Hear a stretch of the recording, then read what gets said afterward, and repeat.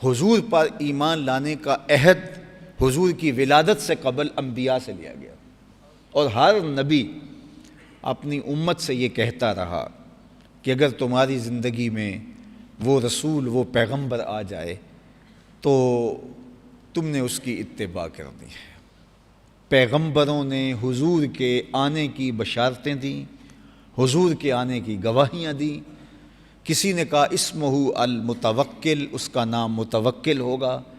کسی نے کہا کہ وہ سخت مزاج نہیں ہوگا، کسی نے کہا کہ وہ تند رو نہیں ہوگا، کسی نے کہا کہ وہ نرم اور گداز لہجہ رکھنے والا ہوگا۔ اس کی نشانیاں بتائیں، اور اللہ تعالیٰ نے فرمایا کہ وہ نشانیاں اتنی واضح تھیں سابقہ کتابوں میں اور انبیاء کی زبانوں سے جو ان کی امتوں تک پہنچی کہ اگر یہ ہٹ درمی اور ضد کی وجہ سے چھپائیں تو یہ ان کا اپنا معاملہ ہے، باقی وہ نشانیاں اتنی واضح تھیں کہ حضور کے پہچاننے میں اہل کتاب کو غلطی نہیں لگ سکتی۔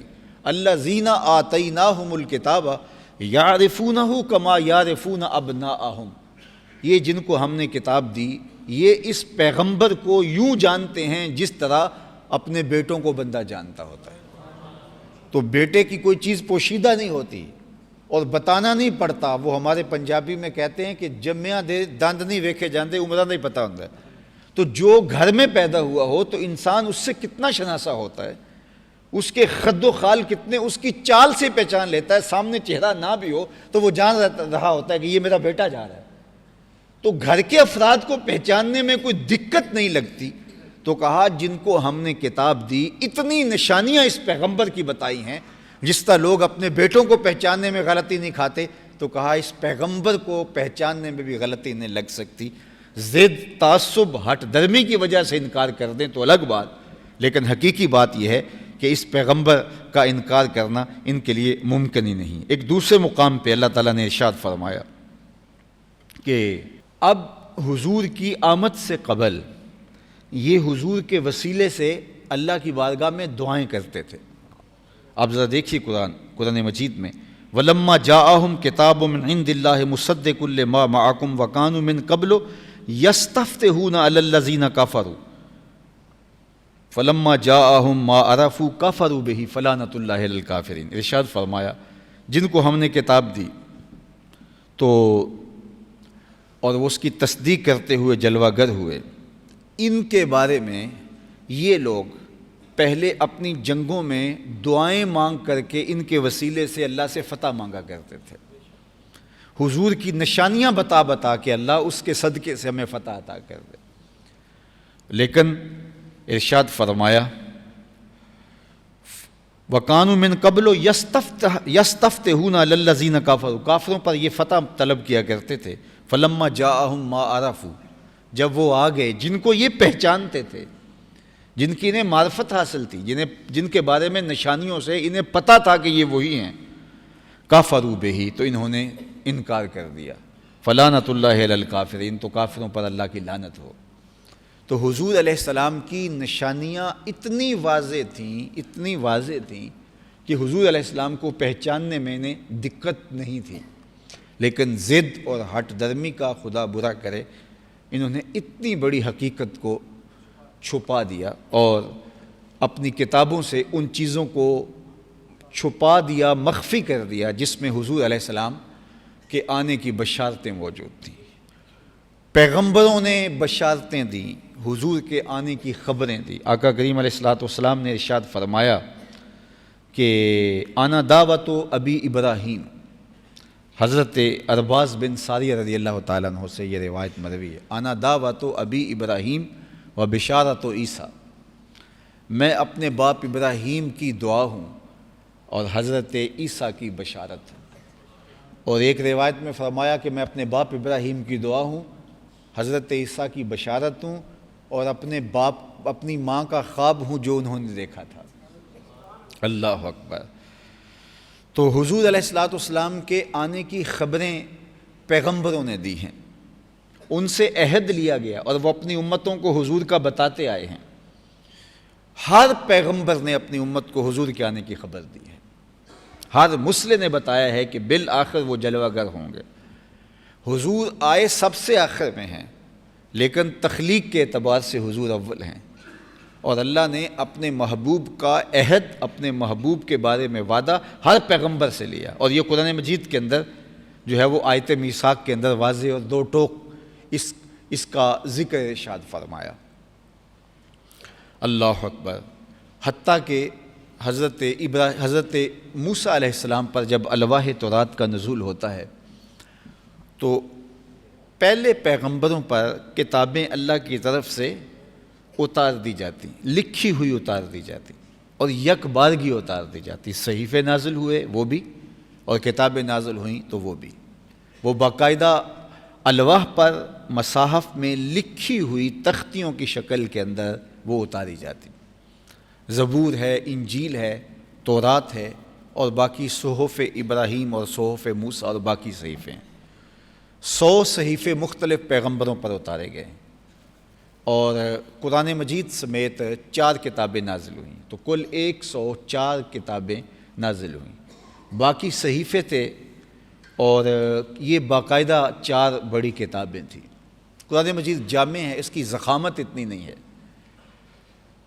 کل 114 صورتیں ہیں، اور اس میں کچھ صورتیں ایسی ہیں جن کی صرف 3 آیات ہیں، لیکن جو زبور تھی اس کی 1000 صورتیں تھیں، اور ہر صورت کی 1000 آیت تھی، تو اس کی ضخامت کا اندازہ کیجیے۔ اسی طرح جو ہے وہ تورات ہے، تو الواح تورات کی شکل کے اندر جب تورات کا نزول ہوا تو حضرت موسیٰ علیہ السلام لے کر کے آئے، تو جو ہی کتاب کی تلاوت کی، ابو نعیم نے اپنی سند کے ساتھ اس کو روایت کیا ہے،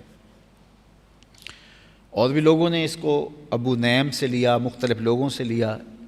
خاتم المحدثین حضرت امام جلال الدین سیوطی نے کفایت الطالب اللبیب فی خصائص الحبیب میں لکھا، اور لوگوں نے بھی لکھا، کہ جب انہوں نے الواح تورات کا مطالعہ کیا تو عرض کی اللہم انی آجد فی الالواح امتاً ہم المستجیب المستجاب لہم، ایک ایسی امت کا تذکرہ پڑا ہے کہ جب وہ دعائیں مانگیں گے تو اللہ ان کی دعائیں رد نہیں کرے گا، ان کی دعائیں قبول ہوں گی، تو وہ امت میری امت کر دے۔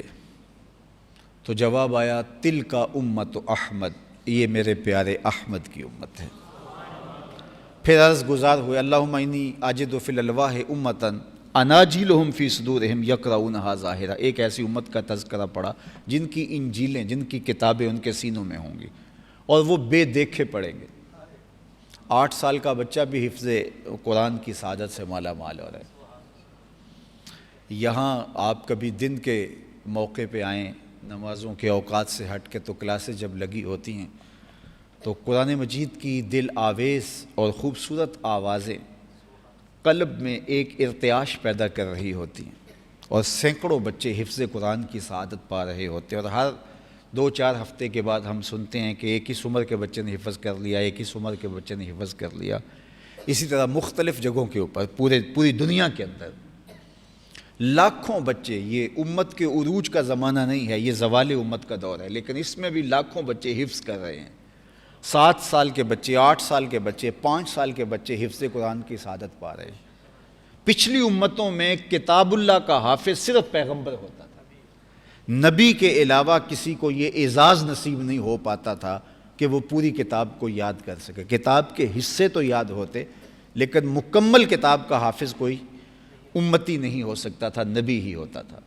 آصف بن برخیہ جو تخت بلقیس لایا، تو اس کے بارے میں بھی پڑھو سورہ النمل، قال الذی عندہ علم من الکتاب، اس نے کہا کہ میں تخت لاتا ہوں جس کے پاس کتاب سے کچھ علم تھا، جو اتنے مرتبے پہ فائز تھا کہ ملک سبا پہ آنکھ جھپکنے سے قبل تخت لا کر حاضر کرنے کی اللہ تعالیٰ کی طرف سے دی گئی طاقت رکھتا ہے، وہ بھی پوری کتاب کا حافظ نہیں تھا۔ تو یہ پچھلی امتوں میں یہ اعزاز نصیب نہیں، اسی لیے وہ کتابیں محفوظ نہیں رہ سکیں، اصلی حالت میں ہمارے تک نہیں پہنچی، تحریف راپ آ گئی۔ نبی کے بعد جس کو جو یاد ہوا اس نے یاد رکھا، جو بھول گیا لوگوں نے نئی چیزیں کہیں کہ نہیں یہ میرے پاس ہے۔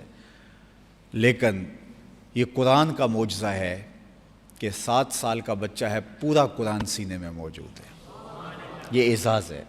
یہ اللہ تعالیٰ نے اس کتاب کو معجزہ دیا ہے۔ تو حضرت موسیٰ علیہ السلام نے کہا اللہم انی اجد فی الالواح امتن اناجیلہم فی صدورہم یقرؤونہا ظاہرا، ایک ایسی امت کا تذکرہ پڑا جن کی کتابیں ان کے سینوں میں محفوظ ہوں گی اور وہ بن دیکھے پڑھیں گے، تو وہ امت میری امت بنا دے۔ قال تلک امت احمد، کہا یہ میرے پیارے احمد کی امت ہے۔ پھر عرض کہ اللہم انی اجد فی الالواح امتن اذا ہم احدہم بسیئۃ فلم یعملھا ما کتبت لہ فاجعلھا امتی۔ قال تلک امت احمد اللہم انی اجد فی الالواح امتن اذا ہم احدہم بحسنۃ فلم یعملھا کتبت لہ حسنۃ واحدہ فاجعلھا امتی۔ اللہم انی اجد فی الالواح امتن یاکلون الفیء ویجعلون الصدقۃ فی بطونہم ویوجرون علیہا فاجعلھا امتی۔ لمبی حدیث ہے، 9 سوال کیے کہ اللہ ایک امت کا تذکرہ پڑا جس میں لوگ مال غنیمت خود استعمال کریں گے، اجر بھی خود پائیں گے، ایک نیکی پہ 10 نیکیوں کا ثواب ملے گا، نہیں نیکی کی صرف نیکی کی نیت کی ہے، نامہ اعمال کے اندر نیکی لکھ دی جائے گی، وہ امت میری امت کر دے۔ ہر سوال کے جواب میں یہ آیا تلک امت احمد، یہ میرے پیارے احمد کی امت۔ تو پھر اللہ کی بارگاہ میں حضرت موسیٰ عرض گزار ہوتے اللہم اجعلنی من امت احمد، اے اللہ مجھے اس نبی کی امت سے کر۔ لوگ آرزویں کرتے رہے، دعائیں مانگتے رہے، حضرت عیسیٰ نے تو بشارت دیتے ہوئے کہا مبشرا برسول یاتی من بعد اسمہ احمد، کہ میں تو نام بھی بتا کے جا رہا ہوں، اس کا نام احمد ہوگا۔ ایک حواری کھڑا ہو کے پوچھتا ہے جس کے آپ بھی قصیدے پڑھ رہے ہیں وہ آپ سے بھی افضل ہوگا؟ تو حضرت عیسیٰ بولتے ہیں افضل ہونے کی بات کرتے ہو، وہ تو اتنی عظمتوں کا حامل ہے، اگر اس کے نالین کے تسمے کھولنے کی سعادت مریم کے بیٹے کو مل جائے تو مقدر کی بات ہے۔